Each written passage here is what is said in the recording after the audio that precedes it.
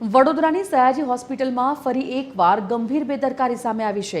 અહીં new surgical બિલ્ડિંગમાં ફરી એકવાર છતના પોપડા પડ્યા હતા। C2 વોર્ડમાં અચાનક પોપડા પડતા દર્દીઓ અને તેમના સગાઓમાં ભારે ફફડાટ ફેલાયો છે। સદનસીબે આ દુર્ઘટનામાં કોઈ જાનહાનિ થઈ નથી, પરંતુ વારંવાર બનતી આવી ઘટનાઓએ ઇમારતની મજબૂતી અને તંત્રની કામગીરી સામે ગંભીર સવાલો ઊભા કર્યા છે।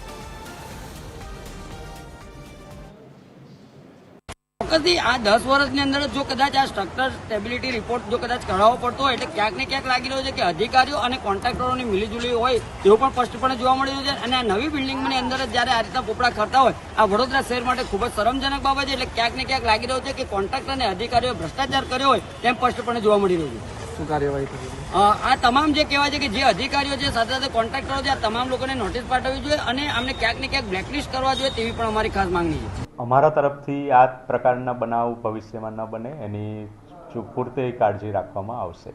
આ અંગે પોલીસ અમારા જે PIU વિભાગ છે એને અમે જાણ કરેલી જ છે અને PIU વિભાગ દ્વારા એ બિલ્ડિંગનું રિનોવેશનનું કામકાજ ચાલુ જ છે અને દરેક આવી જે સ્પોટ છે તેનું સમારકામ એ લોકો તરત કરી જ દે છે।